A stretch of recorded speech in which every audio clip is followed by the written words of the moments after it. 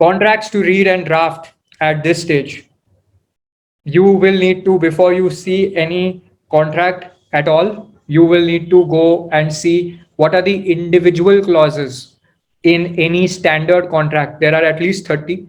These 30 clauses also can be changed, but you need to be aware of what these 30 clauses are. Okay.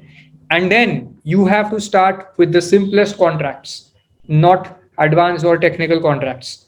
Okay. For example, a letter of intent or a power of attorney. This is there, okay? Internationally, power of attorney exists.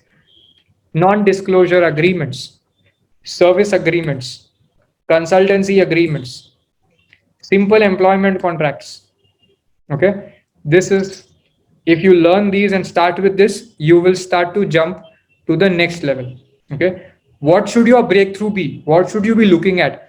Because you will not, when you've just started your running, you will not start think of, let's say, becoming an Olympic player, right? You've just started your sport or you've just started your game. So your next goal has to be to read and understand a contract thoroughly.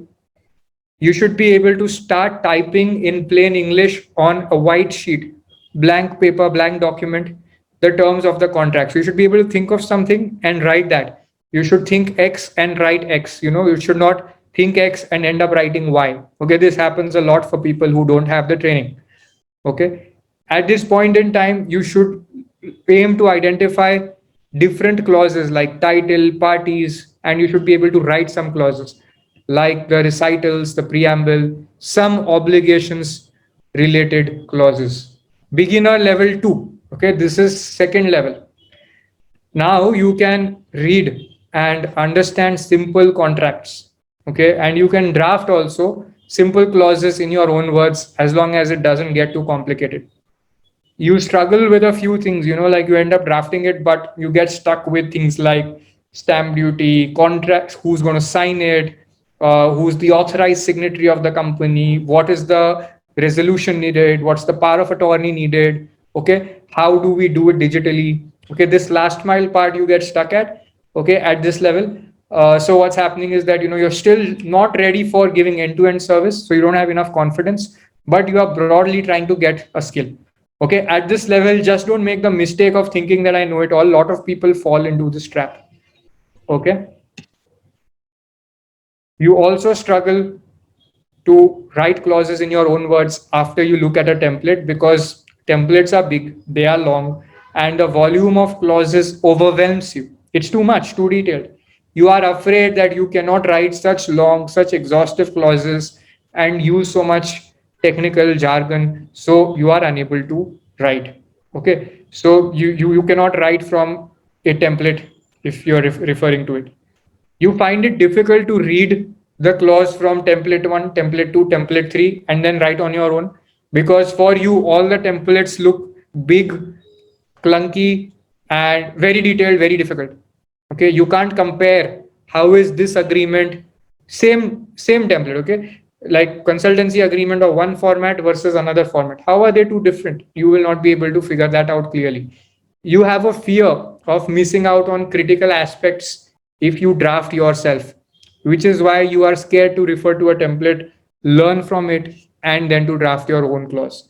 Okay, so what's your breakthrough if you are at BL2 level? See, even if you are at BL1, this map you must know till the professional level. Okay, so I'm going to tell you what this is. At this level, you must learn how various corporate entities, companies, partnerships, trusts, how they execute contracts.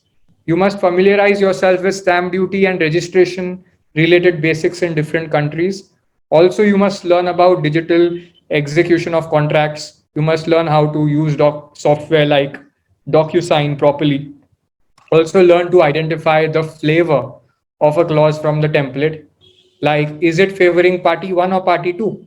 Okay, I'll give you examples, like is it favoring service provider or the company, is it favoring employer or the employee? You need to be identifying that flavor very quickly and customize the clauses as per your needs after looking at the template. Okay, that's the breakthrough. You need to learn to identify the flavor and customize it. You should be able to read and understand two to three to four variations of the same clause. You should be able to draft those. Okay. Examples are: is this clause favorable to founder or investor? Is it favorable for service provider or company? Is it favorable for employer or the employee? The next level is intermediate level one. Till here, you are barely even internship ready. Like in the internship, if you go, most people get exposed to beginner level one and beginner level two, and they may be seeing advanced contracts, but they are only proofreading them, so they can't follow anything. Okay. Intermediate level one is this: you start drafting, but your clauses are not fully airtight. So there are some loose ends once in a while and open issues. Sometimes you draft the contract, but one clause has some conflict with another clause. Okay, especially if the contract is exceeding like 20 pages. Okay, but you can draft very simple contracts comfortably. Okay, you can provide value to people if you are at this level. You're ready to do that. Okay, but you can't charge at this moment. Okay, so you can start performing real life work and looking for opportunities at this stage. This is intermediate level one. Okay, it does not matter whether they are free or paid. It is advisable to do some work for free here because you want to build your track record and trust with a few people. You will reap the rewards of this gesture later on once you learn more advanced contracts. Contracts that you should learn how to read and draft at this point: agreement to sell and sale deed, because there are some regulatory aspects. In real estate industry, something called joint development agreements. More complex commercial contracts like venue hire agreement, IP, intellectual property license agreements such as work for hire agreement, inventions agreement, artist agreement, IP releases, music license agreements, advisor agreements, IP assignment agreements, constitutional documents or bylaws of a corporate entity, corporate leases, not the regular individual lease, but corporate leases, notices under various contracts so that you can take some preliminary enforcement action for parties, for your client. Reread and question your clauses. This is what you need to start doing at this point to make them more watertight. You need to read your clause and be your own devil's advocate so that you can make the clause a little broader, better, more holistic. Okay. You want to identify new risks at IL1 and cover them through your drafting. Think about your contract and clauses with closed eyes and imagine scenarios that could go wrong. Revisit the contract and cover any missed situation. So this is the technique to use. So this is intermediate level 2. You acquire a good grip of expressing the intention of the parties in writing, and you write what you mean to say. You don't make mistakes. You don't intend to write X and end up writing Y. You can write simple agreements very comprehensively, very clearly. Lease agreement, employment agreement, consultancy agreement, NDA, you are spot on with them. You are comfortable with the most common contracts also. Okay, so most common commercial contracts you are very comfortable, but you need to understand some technical terms in contracts which are pertaining to specific industries. Okay, like there are some industries like M&A industry, banking finance industry. They have some technical terms. Like today, I was explaining some technical terms of term sheet. Okay, engineering, procurement, and construction contracts have their own language for certain clauses. Master services agreement and statement of work is from technology sector usually. Okay, or it can be in a regular service provider agreement, also can have a master services agreement and statement of work. Okay, so you need to basically learn certain specialized contracts so that you can master those. This is what you need to do if you have reached IL2. At IL2, you can charge people, you can start charging at this stage for your effort and time for certain basic contracts. Contracts you must learn to review and draft at this stage to get to the next level.